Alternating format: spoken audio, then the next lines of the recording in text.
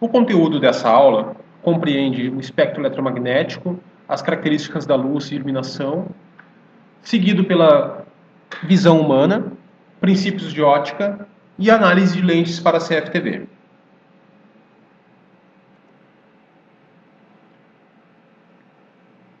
O espectro eletromagnético, a luz e a iluminação. O espectro eletromagnético é compreendido pelas frequências e pelos todos os tipos e diversas frequências do espectro eletromagnético na forma de ondas eletromagnéticas que compreendem grande parte das transmissões e grande parte dos fenômenos e efeitos que ocorrem no nosso dia a dia. Muitas dessas ondas eletromagnéticas são aproveitadas com a tecnologia para a transmissão de dados, transmissão de informações, comunicação em geral. Como, por exemplo, a TV, a distribuição de TV, rádio, telefonia celular, redes digitais, entre outros sistemas de comunicação. Dentro do espectro eletromagnético temos diversas faixas, como a faixa de radiofrequências, faixa de microondas, a faixa de infravermelho, ultravioleta, raio-x, raios gama e ondas cósmicas. Ondas cósmicas que estão presentes no espaço sideral, né? não presentes na Terra, protegidos pela atmosfera. Algumas das características principais de uma onda eletromagnética é que quanto maior o comprimento de onda, menor a frequência e mais baixa energia ela transporta. E quanto maior a frequência, menor o comprimento de onda e maior a energia transportada por essa onda eletromagnética. No meio do espectro, uma pequena faixa situada entre o infravermelho e o ultravioleta compreende o espectro de luz visível. O espectro de luz visível ele é o espectro em que o olho humano ele é capaz de identificar diferenças de cor ou na forma de diferentes comprimentos de onda. Então, nossos sensores dos olhos estão sintonizados para essa faixa de frequência, que está situada entre 700 nanômetros e 400 nanômetros. As variações nesse comprimento de onda definem cores diferentes para o cérebro, para o olho e para o cérebro. Então, uma faixa muito pequena. Isso é muito importante, né, porque a visão é o principal sentido, um dos principais sentidos do ser humano, que permite a utilização e identificação dos mais diversos tipos de situação no dia a dia. O espectro eletromagnético, vamos ver outras faixas dele também igualmente importantes, tanto para as comunicações, tecnologia, como para vários outros processos industriais. As ondas podem ser mecânicas ou eletromagnéticas, né, destacando aí como ondas mecânicas, a voz, por exemplo, nada mais é que uma onda mecânica, ondas marítimas, entre outras vibrações, né, que são ondas mecânicas. E as ondas eletromagnéticas têm características diferenciadas, como uma propagação a longas distâncias, como capacidade de transpor determinados tipos de obstáculos, e características próprias, né, de reflexão, de refração e absorção, conforme a faixa de frequência, comprimento de onda e tipo de aplicação. Dentro do espectro de luz visível, né, podemos caracterizar a luz como uma onda eletromagnética com energia radiante que nossos olhos são capazes de identificar. O Sol seria uma das principais fontes de luz, fonte de luz branca. Por quê? Porque ele compreende, ele emite ondas em todos os comprimentos de ondas presentes no espectro eletromagnético visível. Então, a luz branca do Sol estão todas as cores compreendidas dentro da luz branca. Então, é a soma de todos os comprimentos de onda de cores. Uma vez que essas ondas eletromagnéticas viajam desde o Sol até a Terra, passam por toda essa distância, né, levam aí vários anos-luz para chegar até a Terra, e uma vez que atingem a Terra, né, atingem a superfície terrestre, e refletem e que são absorvidas pelas superfícies, gerando efeitos comuns que a gente tem de reflexos, de iluminação, de sombras, né, que fazem parte do nosso dia a dia. As características de reflexão, né, estão de acordo com o tipo de objeto, com o tipo de cena. Então, os objetos têm cores, formas e tipo de superfície que refletem, absorvem e determinados comprimentos de onda. Essa luz refletida pela cena é direcionada para os nossos olhos, assim que nós enxergamos os objetos, e assim que são captadas imagens a partir de câmeras. Então, recebem essa luz refletida do ambiente. Então, nossos sensores, nossos olhos, assim como os sensores das câmeras, são sensores passivos, né, que eles recebem apenas informações e identificam, decodificam de acordo com um tipo de processamento. No caso do ser humano, o cérebro, né, faz esse processamento das informações, e no caso de uma câmera, no caso de um sistema de visão, o processamento é eletrônico.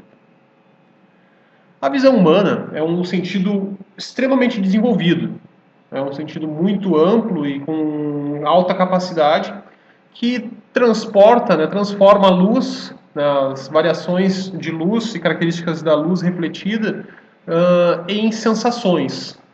O cérebro, juntamente com o mecanismo do olho, consegue perceber diferenças e pequenos detalhes nas imagens a partir do sensoriamento, a partir da recepção dessa luz a partir dos nossos olhos. O cérebro, né, humano, ele trabalha com uma característica de amostragem de imagens, né, ou seja, ele não tem uma captação de imagens contínua. É um efeito chamado persistência da visão, na qual as imagens captadas pelos olhos permanecem cerca de 50 milissegundos na retina, permanecem armazenadas, né, no nosso cérebro por cerca de 50 milissegundos. Dessa forma, ou seja, não existe uma captação contínua de imagens. Esse é o efeito utilizado, a persistência da visão, é o efeito que deu origem aos principais sistemas de vídeo, como cinema, televisão, vídeos em geral, programas baseados no quê? Na sequência de quadros, sequências de imagens em velocidades iguais ou mais rápidas ou maiores do que a velocidade de processamento do cérebro, a velocidade da persistência da visão. A visão humana é binocular, então 2 olhos, que nos permite identificar a profundidade, distâncias, né, e ter a precisão na formação de imagens em 3D. Então, perceber detalhes de sombras, detalhes de distância, estimar a distância de objetos.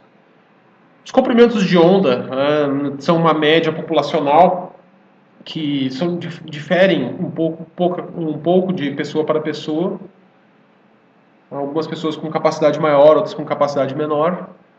A visão humana caracteriza-se por uma faixa dinâmica bastante ampla, ou seja, ela tem uma capacidade de se adaptar a condições de cenas muito claras, e assim como se adapta também a cenas bastante escuras. Ela não necessita de algum nível de iluminação, mas consegue se adaptar a níveis de iluminação bastante baixos. A acuidade visual é a resolução de visualização de um determinado indivíduo. Dependendo da pessoa, se ela tiver algum tipo de deficiência, algum tipo de dificuldade visual, existe a possibilidade, existe a correção através de lentes e procedimentos que permitem corrigir grande parte dos problemas visuais. Em geral, o conceito de visão em tempo real nos leva a ter imagens, ou a perceber imagens como tempo real acima de 16 quadros por segundo. Então, muitos sistemas de visão trabalham com 15 quadros por segundo, que já é praticamente a sensação de tempo real. E tudo que for acima do tempo real, acima de 16 quadros por segundo, tem quadros a mais. Então já se percebe o tempo real, e o que tiver a mais é bastante interessante para quê? Para reprodução, para gravação. Então, ou seja, para visualizar imagens posteriores, porque ao vivo a gente vai perder parte dos quadros. Os sistemas analógicos, em geral, trabalham com 25 a 30 quadros por segundo, que dá uma perfeita visualização, né, e alguns quadros são inclusive descartados, né, pelo cérebro. Aqui nós temos dois diagramas, né, que demonstram aí que o conjunto óptico, né, da visão humana ele é formado pela interface, que são os olhos, né, o cristalino ali, que é responsável, né, pela a lente do olho, né, e fazendo um comparativo, a retina, né, ela seria o sensor propriamente. Tá? Então a luz é refletida, a luz é feita a refração a partir do cristalino. Tá? O cristalino é um músculo, né, que ele é variável, né, a sua estrutura é controlada pelo cérebro, de forma a variar a sua dimensão para prover, né, o foco próximo ou foco distante, direcionando a luz para pontos na retina. Então, algumas pessoas com deficiência, né, têm problemas na superfície do olho, né, então a lente fica deformada, então elas não conseguem focalizar corretamente. A área de foco fica numa região errada, né, que pode ser corrigida através do uso de lentes ou de cirurgias, né, de intervenção cirúrgica. Então, o nervo óptico, né, leva essas informações percebidas pela retina, ou posicionadas na retina, leva para a área de processamento específica do cérebro, que vai fazer a identificação dessas imagens e devidas adaptações para que a gente transforme essa imagem, essas variações de luz, essa sensação de variação de luz, em informações. A gente tem uma característica, né, que devido à lente, né, do olho cristalino, né, a imagem é projetada invertida. Então a imagem que nós percebemos na retina ela é uma imagem invertida, mas que o cérebro se encarrega de processar e fazer as devidas adaptações para que a gente veja, né, enxergue a imagem corretamente. A acuidade visual é a característica de precisão da visão humana, então tem um ângulo médio em minutos, cerca de 0,5 minutos em média. Então é o menor detalhe perceptível por uma pessoa, um ângulo de 0,5 minutos, né, numa determinada distância, né? Quanto maior a distância, menos detalhes a gente tem. O campo de visão principal do ser humano é cerca de 45 graus, que é a nossa visão principal, a nossa visão de atenção. O campo visual vertical, cerca de 30 graus. Então essa é a área útil, a área principal útil do ser humano. Existe também a área de visão periférica, né, que nos permite detectar e permite ver imagens, né, mas sem tantos detalhes. Né? A gente tem dificuldade de identificação de detalhes nessa região, fora da visão principal, e tem, por exemplo, a detecção de movimento, detecção de presença de pessoas, enfim, de situações atípicas, né? Então a gente consegue detectar presença, mas não consegue fazer leitura, não consegue ver maiores detalhes.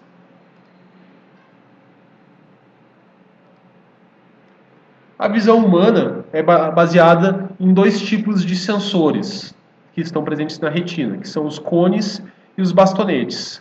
A visão é dividida em duas etapas, né, que é a visão escotópica, que é a visão em preto e branco, em tons, né, a qual é feita pelos bastonetes, né, que fornece uma maior resolução, uma maior sensibilidade e uma maior capacidade visual. Então, isso é devido, né, à alta concentração de bastonetes na região da retina. Então, tem muito mais bastonetes que os cones, que são os sensores, né, responsáveis pela visão colorida. A visão colorida nos dá mais detalhes, mais informações, porém menor resolução. Os dois trabalham em conjunto. Então, os cones, né, fazem a percepção da média de cor de uma determinada região e os bastonetes são responsáveis pela maior precisão de detalhes daquela região. O cérebro, né, ele tem uma tensão muito maior com informações coloridas. Ele trabalha em colorido, então tem imagens em tons, ele tem uma maior dificuldade de processamento para entender a imagem, para obter informações dessa imagem. Então, em geral, nós temos as duas visões, os dois tipos de visão trabalhando em conjunto, E a visão colorida, ela se caracteriza por precisar de maior nível de iluminação. Quando começa a diminuir o nível de iluminação, a visão colorida fica prejudicada e passa a operar somente a visão escotópica. Então esse é o que nós temos na penumbra, em locais muito escuros, né? A gente vê tons escuros, né? A gente não consegue identificar cores, mas identifica, um determinado objeto é mais escuro que o outro, uma determinada região está mais escura ou clara que outra. Tá? Mas a gente vê com menos detalhes e sem informação de cor. Nós temos aqui dois gráficos, né, um comparando a visão colorida com a visão escotópica. Vemos aí que a visão escotópica é mais de 100 vezes mais sensível, né, do que a visão colorida.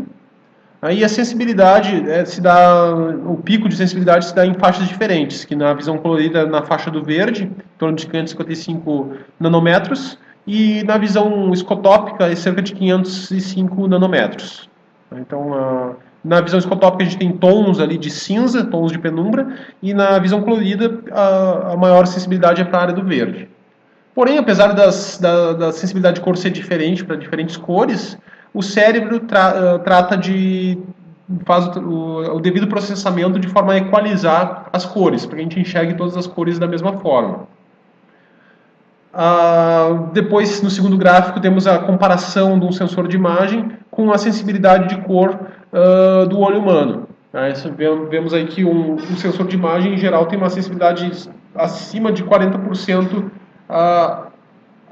superior à visão colorida. Claro que depende muito do tipo de sensor, da aplicação do sensor e também da presença de outros comprimentos de onda, né, que a gente percebe ali que o comprimento de onda da visão colorida é maior, né, de um sensor de imagem, em geral, de um sensor de imagem, principalmente no CCD. Tem uma faixa de operação em termos de comprimento de onda maior. Isso vai ser muito útil depois no estudo do infravermelho. Temos aqui um breve resumo aqui sobre a colorimetria, que é o estudo das cores, que é a forma de verificar as cores e a formação das diferentes cores através da mistura e da transposição de diferentes comprimentos de onda. Temos aí um diagrama do CIE, o espaço de cor do CIE, proposto em 1931, que define aí cerca de 16 milhões de cores, né, que existem infinitas cores, né, mas com esse número de cores, 16 milhões de cores, já é possível representar a grande maioria das cores presentes e das cores que o olho humano é capaz de capturar. A mistura de cores, né, ela pode ser aditiva ou subtrativa. As cores primárias nos sistemas visuais são o azul, o verde e o vermelho, o RGB, né, do inglês. Diferentemente da pintura, né, onde a cor primária é o amarelo ao invés do verde. Mas elas são cores complementares. Então, a partir dessas cores do azul, verde e vermelho, do RGB, nós podemos montar, né, as demais cores, através das misturas de cores.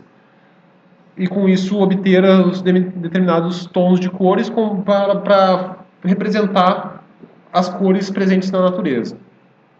Na tabela à direita, né, temos os comprimentos de onda e intervalo de frequência para as principais cores, entre os 400 e 700 nanômetros, que permitem aí representar as principais cores, né? A luz é uma onda eletromagnética que está dentro dessa faixa de frequência, dessa faixa de comprimentos de onda entre 400 e 700 nanômetros. É uma onda eletromagnética radiante, aqui capaz de sensibilizar o olho humano. Então, em geral, uma cena, né, recebe a luz natural ou artificial. Essa luz é refletida pela cena, atinge a lente de uma câmera. Essa lente direciona a luz, faz a refração da luz para o sensor de imagem, o qual transforma essa energia luminosa em sinal elétrico. Que a partir desse sinal elétrico ele é processado e transportado para um sistema de visualização, de armazenamento, para devido identificação, gravação, etc. Bom, a cena trabalha como? A cena ela vai ter efeitos de reflexão, efeitos de absorção, entre outros. Aí a cena, dependendo da cena, da característica da cena, do objeto, da superfície, da luz e do comprimento de onda incidente, vai ter uma reflexão em níveis de 50% a 90%. Quanto maior a reflexão, quanto maior mais refletir um objeto, mais brilhante vai ser essa imagem. Essa imagem, o objeto ele pode refletir uma cor específica ou vários comprimentos de onda. Quanto mais cores ele refletir, mais comprimentos de onda ele refletir, mais próximo do branco vai ser esse objeto. Quanto mais específica for essa reflexão, mais vai ser concentrada uma determinada cor. E um objeto que absorver mais a energia luminosa incidente vai ser um objeto mais escuro. Então o preto, né, a cor preta, ela traduz a ausência de cor. Então um objeto que absorve uma maior quantidade de cores. E temos também o efeito da reflexão total, que é o efeito do espelho, por exemplo, né, que exatamente a mesma luz incidente ela é refletida na mesma direção. Então é a reflexão, o efeito da reflexão total.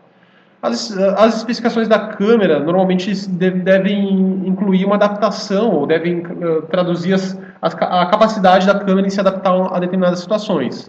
Então nós temos algumas características ali de iluminação mínima, né? Então quantos lux na cena são recomendados para aquele tipo de câmera, para obter uma imagem satisfatória.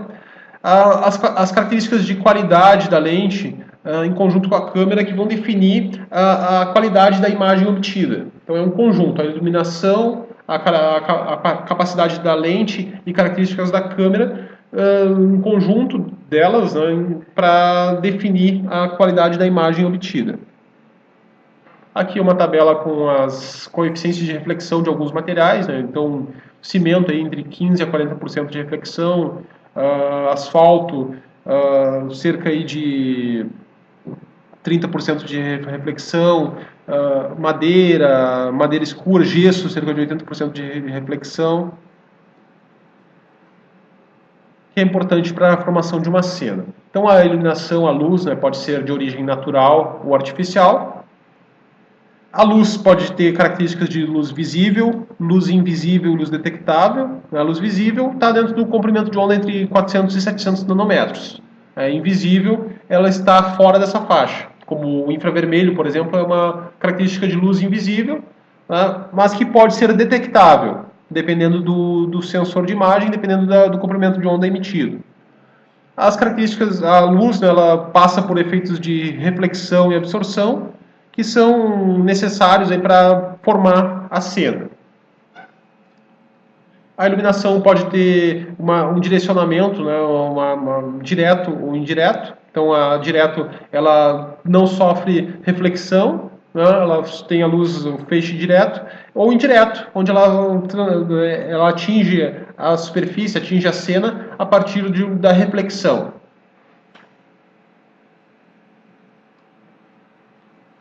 Então, em termos de luz artificial, de iluminação artificial, temos luzes, lâmpadas, luminárias, diversos tipos de luzes e tecnologias de iluminação, que são responsáveis para a iluminação noturna, para a iluminação de áreas fechadas e de locais onde não temos presença de luz, locais ou momentos onde não está presente luz natural.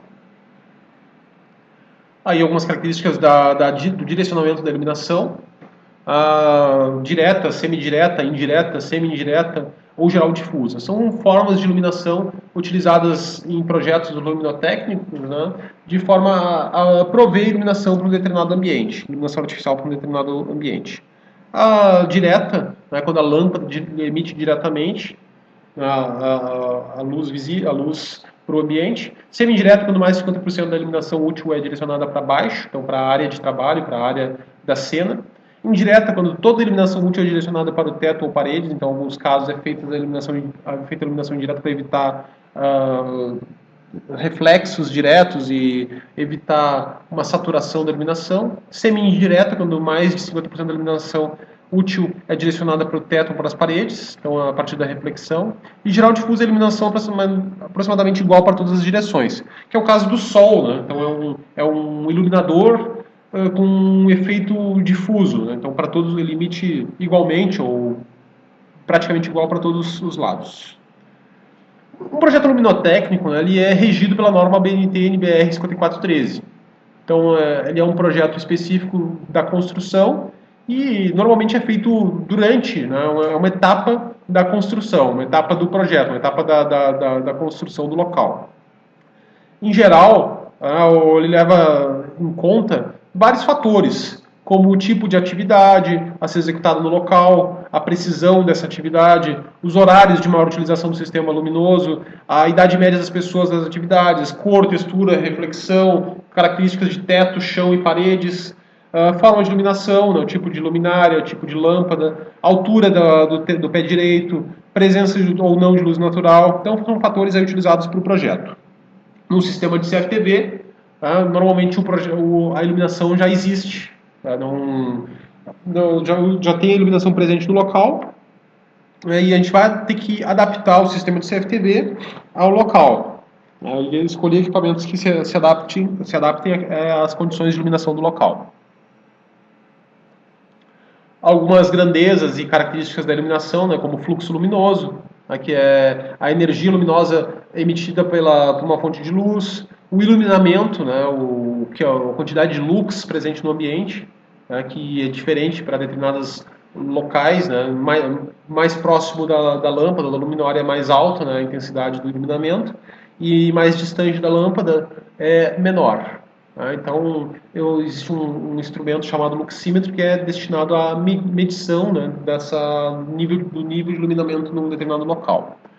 O lumen, né, a unidade correspondente à luz irradiada por uma fonte através de uma região de 1 metro quadrado, a partir do centro de uma esfera de 1 metro de raio. A refletância é característica das superfícies, né, de reflexão. O IRC é o índice de reprodução de cores, que determina a relação de iluminação mais próxima da luz branca, então a qualidade de luz de uma determinada lâmpada. Então, quanto mais alto, mais próximo de 1, o IRC, melhor aquela iluminação. Mais próxima da luz branca vai ser, então mais comprimento de onda vai ter. Quanto mais baixo for o IRC, mais pobre é a iluminação. Então, lâmpadas incandescentes aí, e lâmpadas com baixo IRC têm uma reprodução mais pobre de cores. Então geram menos cores, então gera uma imagem mais distorcida. Então lâmpadas incandescentes e lâmpadas com baixo IRC têm em torno de 0,4, 0,45 de IRC, que produz imagens ruins, né, tanto para a visão humana quanto para câmeras. Existem câmeras com capacidade de compensar esses tipos de iluminação. Potência elétrica, que é o consumo da lâmpada, geralmente indicado em watts. E outro fator recente aí que está sendo levado em conta, principalmente com as questões de economia de energia, né, que é a eficiência. Então, ou seja, o consumo da lâmpada em relação à sua possibilidade de potência de iluminação. Então, a potência luminosa em relação à potência consumida. Então, a eficiência atualmente tem que ser maior, né? Então, cada vez mais se buscam lâmpadas e sistemas luminosos, né, sistemas de iluminação com maior eficiência, para evitar o desperdício de energia e para aproveitar ao máximo a iluminação disponível. Por último, temos o índice de local, que são características das dimensões e das características físicas do local a ser iluminado. Então, num projeto de CFTV, geralmente a gente vai ter que adaptar ao sistema de iluminação do local. E normalmente isso é feito de qual forma? Em utilização de equipamentos com sensibilidade suficiente para o local, utilização de sistemas com iluminação artificial, como o infravermelho, por exemplo, ou eventualmente adaptação da iluminação do local, né, de lâmpadas e do sistema de iluminação do local para gerar iluminação para o sistema de CFTV. Temos aqui alguns gráficos, né, referentes à iluminação e à luz, né, e à sensibilidade. Então, no primeiro gráfico, a resposta de cor do olho humano, que está entre 400 e 700 nanômetros, como vimos anteriormente, né, e mais sensível na faixa central. No segundo gráfico, temos a resposta de uma câmera colorida. Então, é uma resposta similar ao olho humano, né, uma sensibilidade um pouquinho maior nas extremidades. Aí uma característica depois de câmeras day-night e câmeras com característica de sensibilidade ao infravermelho, capazes de captar a faixa acima de 700 nanômetros, ali entre 700 nanômetros e 1000 nanômetros, né? Que são a faixa de frequência do infravermelho, que nos auxiliam, né, como a obter imagens a partir de iluminadores e canhões infravermelho. Temos ali o espectro de emissão de uma lâmpada do tipo fluorescente, então uma emissão parcial, né, em várias faixas, mas não é uma emissão contínua como, por exemplo, a luz do Sol, a luz branca do Sol, que ela é mais ou menos constante em todos os comprimentos de onda. Os principais tipos de lâmpadas são lâmpadas incandescentes, lâmpadas fluorescentes, lâmpadas de luz mistas, lâmpadas de descarga e vapores metálicos, lâmpadas baseadas em LED e iluminadores de infravermelho.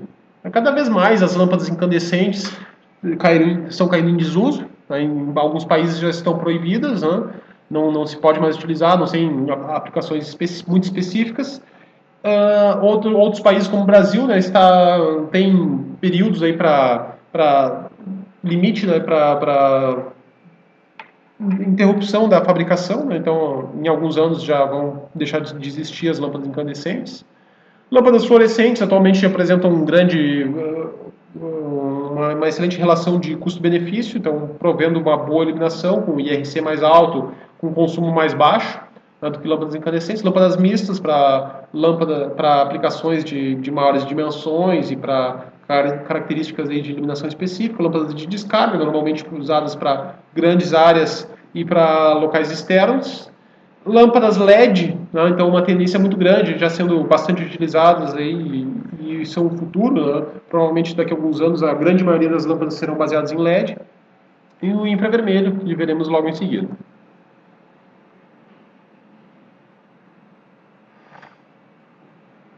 Como características principais das lâmpadas, né, temos o fluxo luminoso, vida útil, né, que é o tempo em horas que essa lâmpada opera, temperatura de cor, a faixa de temperatura de cor, que traduz a uma cor mais quente, uma cor mais fria, né, em conjunto com o IRC, que é a capacidade de transportar, de emitir maior número de comprimentos de onda, potência luminosa, potência elétrica, a eficiência energética, e a característica de poluição luminosa, que é uma outra tendência, né, que cada vez mais se procura reduzir, quando possível, né, a iluminação desnecessária, né, de forma a evitar a poluição luminosa, que é aquela questão das grandes cidades, né, da vida urbana, onde se tem um grande nível de iluminação noturno, né, que gera a poluição, né? Ficar à noite, muita luz, evita que a gente veja o céu, evita que a gente veja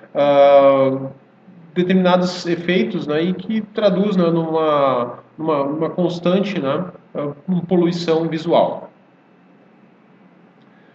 Bom, a iluminação artificial se torna necessária sempre que os níveis de iluminação do local a ser monitorado forem inferiores aos necessários pelos equipamentos CFTV. Ou seja, eu tenho uma câmera, eu preciso monitorar ou visualizar um local que tem iluminação baixa, né, que a iluminação é abaixo da sensibilidade mínima do equipamento.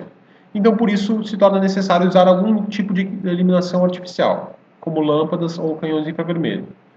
Então, nesse caso, é importante a gente conhecer os limites de iluminação das câmeras, né? os limites de captação de iluminação das câmeras, e tratar de prover, né, a iluminação necessária para esses equipamentos.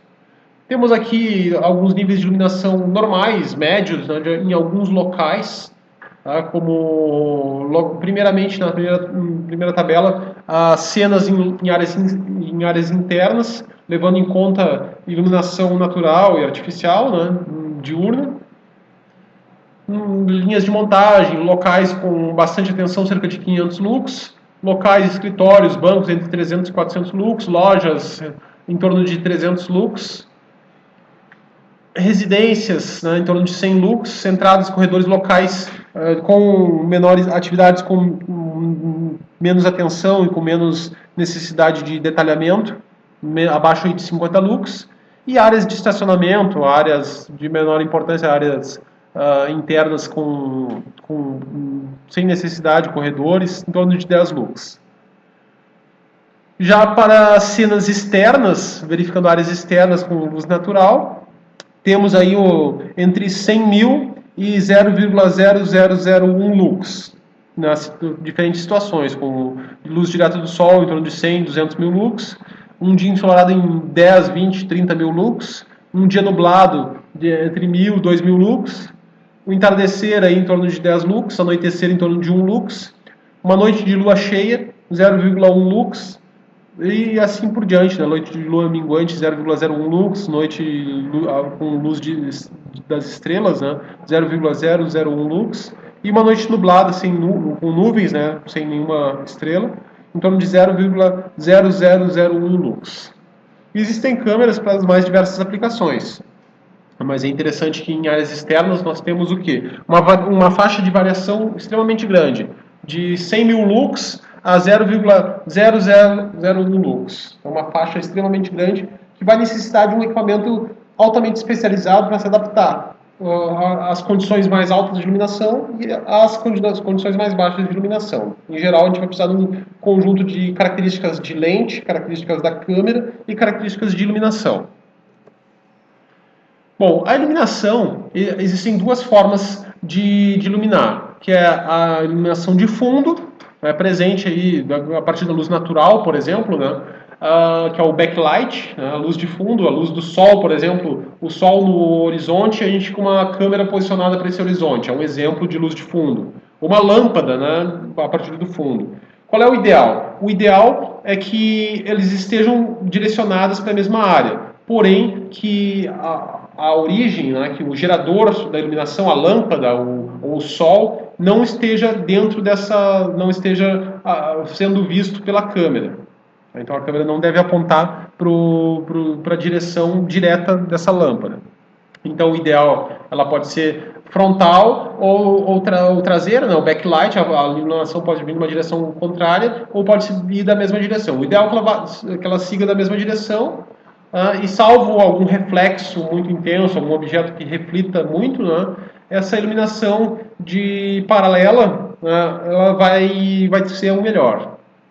Então, um campo de visão simétrico é o ideal, né, mas essa iluminação pode vir de outras direções também, sem nenhum problema, desde que a gente verifique nessas questões de não visualizar, não focalizar a câmera para o gerador de iluminação e evitar ou corrigir problemas de reflexo intenso. Uma característica da luz, né, é o quadrado reverso, que é o espalhamento dos feixes, né? Então, os feixes de luz provenientes da lâmpada, né, eles têm uma característica de espalhamento. Ao longo da distância, né, eles vão se dispersando, né, vão se espalhando, e a cada distância, né, ao dobro da distância, ele tem uma característica de dispersão de 4 vezes, ou o quadrado da distância.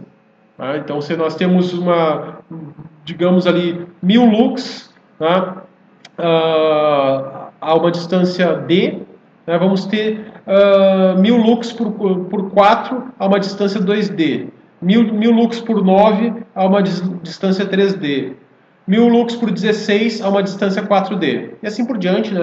Essa é a característica de dispersão.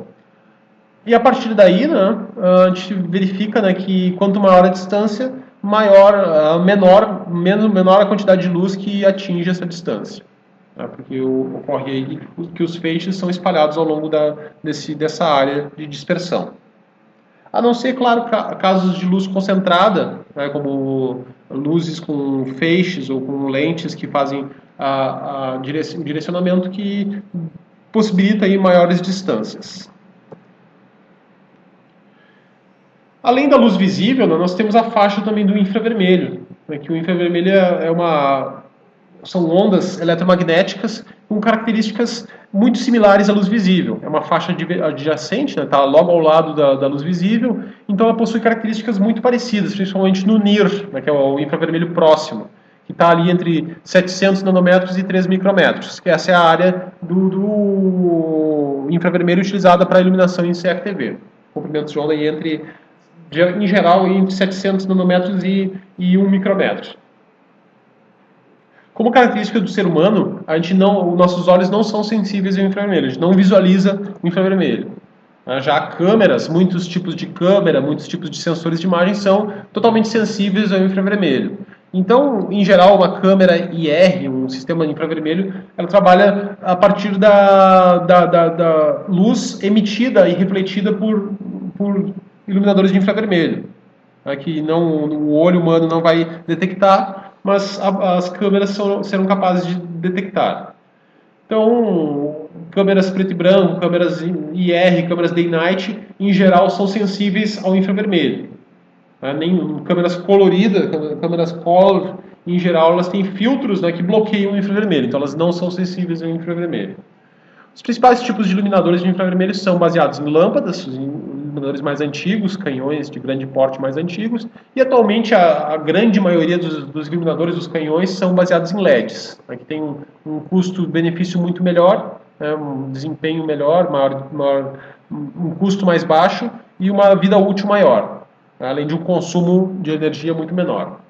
Em geral, aí nós temos iluminadores de 5 a 100 metros, interessante a gente verificar a distância de iluminação do iluminador e verificar também o ângulo que esse iluminador emite.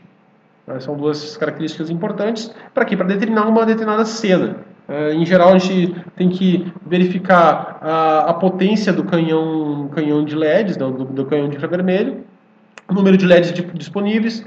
Outra característica importante é o comprimento de onda, preferir iluminadores com comprimentos de onda mais altos. Quanto mais alto for o comprimento de onda, menos perceptível vai ser aquele infravermelho, principalmente se forem aplicações de alta segurança, para evitar evitar a denúncia de onde está o equipamento. Equipamentos de baixo custo trabalham em comprimentos de onda baixos, ali em 750 nanômetros, 780 nanômetros, que são responsáveis pela emissão de um resquício de luz visível. Então, ou seja, os LEDs, quando o infravermelho da câmera estacionado, do canhão estacionado, a gente verifica a iluminação dos LEDs. Então, esse é o resquício do infravermelho, que nos denuncia uma certa distância à câmera, aí gera uma radiação próxima da câmera. Isso, a distância, a câmera é identificada. Então é importante que se verifique a necessidade ou não, o grau de segurança do local, do projeto, para que se procure utilizar um iluminador que esteja dentro das características do projeto, ou seja, se ele vai ser visível ou não deve ser visível. Câmeras mais baratas, iluminadores mais baratos, geralmente trabalham com comprimentos de onda mais baixo e com LEDs de qualidade mais baixa. Câmeras de melhor qualidade trabalham com LEDs melhores, e tem maior capacidade de iluminação e maior comprimento de onda. As câmeras infravermelho e os canhões possuem fotocélula, um sensor, um LDR ou algum tipo de sensor eletrônico que verifica a sua ativação automática quando o nível de iluminação baixar. É interessante estudar também o ângulo do canhão. Verificar o uso em conjunto com câmeras day night. Verificar o uso da lente mais adequada para equalizar, para que seja o mesmo campo visual da área iluminada. E verificar também a qualidade da câmera, porque existe no mercado também muitas câmeras infravermelho de baixa qualidade, que são apenas mini câmeras, ou microcâmeras, com canhão de LEDs. Aqui apresentam aí características simples, uma baixa sensibilidade, apresentam praticamente nenhum tratamento digital, nenhum tratamento de processamento de imagem, nenhuma função mais avançada e também pouquíssimos recursos de configuração. Em geral, elas se caracterizam por já ter uma caixa de proteção, já ter um invólucro protegido para uso externo, sensibilidade de 0 lux, porque os próprios LEDs já geram iluminação, e poucos recursos, normalmente câmera com lentes fixas, que não tem maiores ajustes. Então o ângulo de cobertura aí dos canhões se situa aí entre 60 graus a 5 graus, e as distâncias aí médias, né, em geral, entre 5 e 100 metros. Né? Existem equipamentos especiais para maiores distâncias, aí inclusive para formar células para 360 graus, porém, isso são equipamentos mais restritos, de custo bem mais alto também.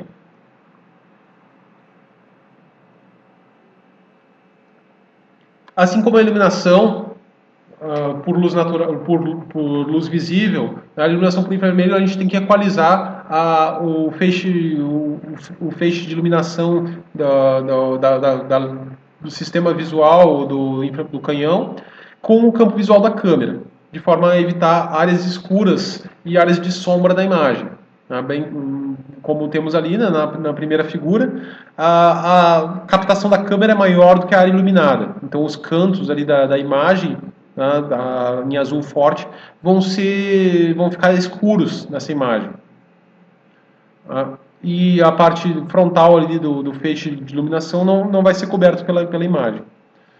Já no segundo diagrama, né, temos uma área de iluminação maior do que o feixe da câmera, né, e o feixe de captação da câmera vai capturar uma área onde não está incidindo luz, iluminação, né, então vai ficar escuro a parte frontal do campo visual.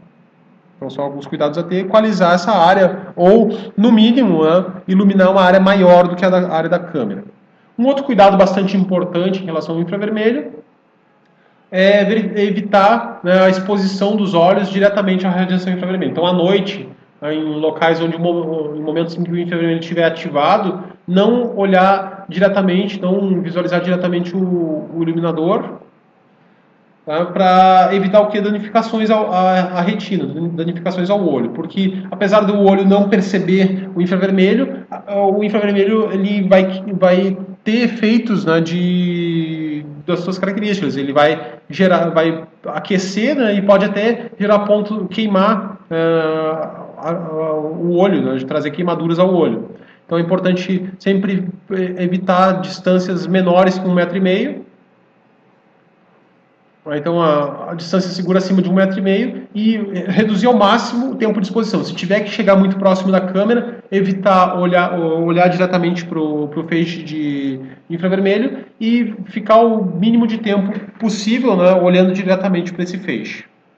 Então são cuidados necessários para a operação com infravermelho, isso à noite, né? E acima dessa distância de 1,60 m, em geral, já não se tem mais risco, né? Porque já ocorre a dissipação da maior energia do infravermelho, né? Então ele gera iluminação para o ambiente, mas já não chega mais a ser nocivo.